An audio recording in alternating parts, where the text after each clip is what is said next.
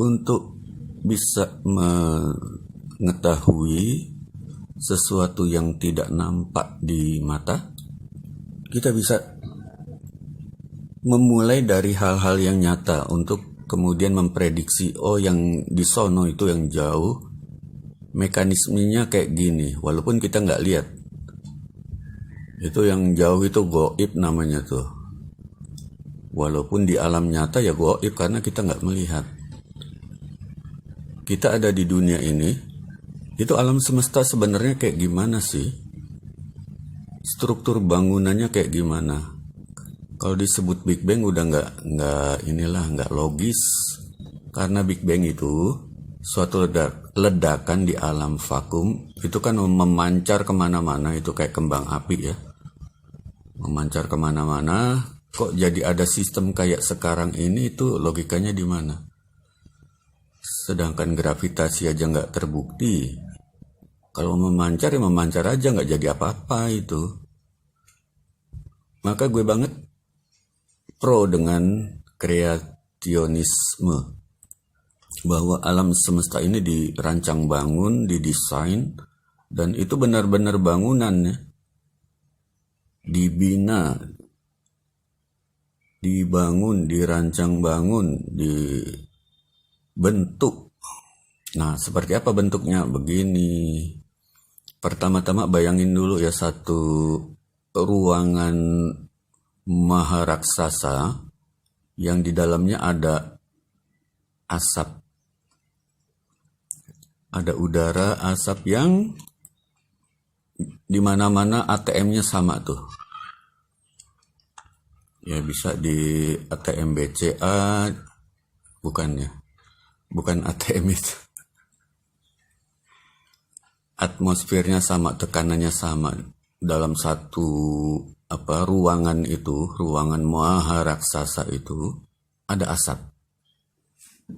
Entah bentuknya bulat atau kotak ya, itu struktur bangunan yang di dalamnya ada asap.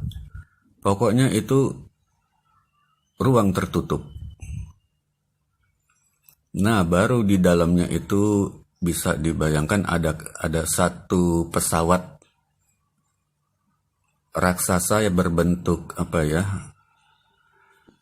katakanlah berbentuk bulat ya, kayak bola itu. Digerakkan naik ke atas dari dasar bawah, naik ke atas itu.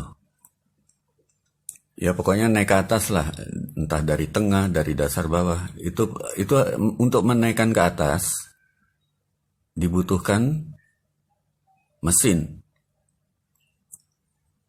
Ya, anggaplah mesin ya.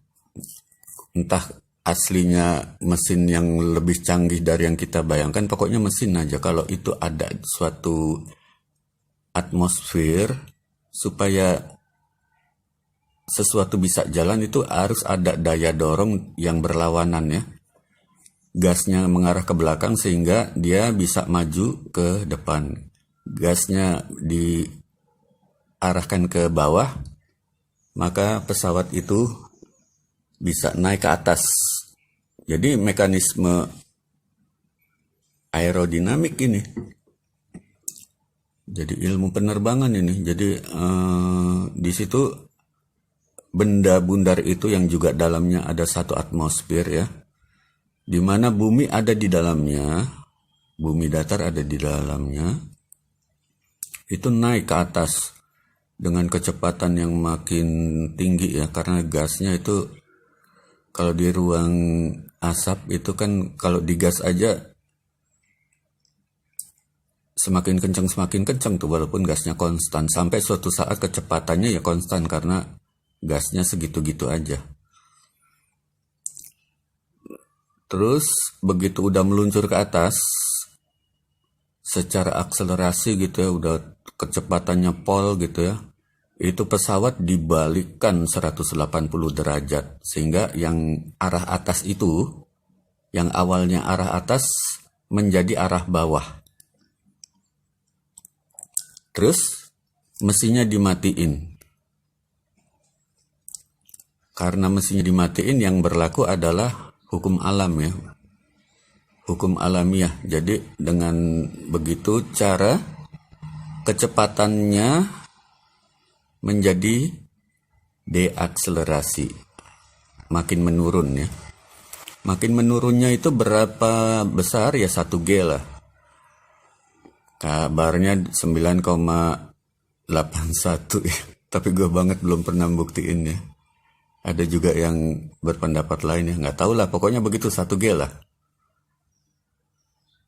Nah, jadi yang arahnya itu yang tadinya atas itu ke bawah. Inilah yang menyebabkan bumi ini konstan. Jadi arah perjalanan itu ke bawah ya, di bawah tanah kita menuju bawah tanah kita. Tapi dengan kecepatan yang makin menurun, itu sebabnya kita bisa berdiri dengan enak gitu ya. Jadi kita bisa berdiri atau apel bisa jatuh itu bukan karena gaya tarik, tapi karena ada kecepatan yang menurun. Katakanlah tadinya kecepatannya 1 triliun kilometer per detik gitu ya. Menurun 1G itu. Nah, akhirnya kita bisa berdiri, berjalan dengan nyaman gitu ya. Walaupun kelihatannya ada gaya tarik, itu bukan gaya tarik. Bukan gravitasi itu. Kalau ada gravitasi itu kan repot ya. Kita akan kesulitan itu. Jalan aja akan sulit tuh. Ibarat besi yang nempel di magnet itu kan, kalau untuk naikin, untuk di detach, untuk dicabut itu harus ada energi kan. Kalau kita enggak ini, kaki kita naikin itu enggak ada gaya yang harus dikencengin dulu, yang nyabut dulu, enggak. Kita jalan-jalan aja, lari-lari aja, ngangkat kaki aja. Enggak ada indikasi gaya tarik. Jadi pertama adalah pesawat dikebut, dan kedua dibalikin sambil dimatiin mesinnya. Nah, dengan demikian fenomena yang ada di alam nyata kita itu bisa sedemikian rupa lebih membumi lah, lebih realistis, lebih logis ketimbang teori-teori ya yang ada di sekolah. Maaf, ini gue banget sekedar tidak setuju berdasarkan pengamatan ya, bukannya sok pinter ya. Tapi emang gravitasi banyak dihantam babak belur dari luar, dari dalam. Ilmuwan dari dalam juga menghantam gravitasi. Jadi mau apa lagi gravitasi itu? Oke. Try this at home.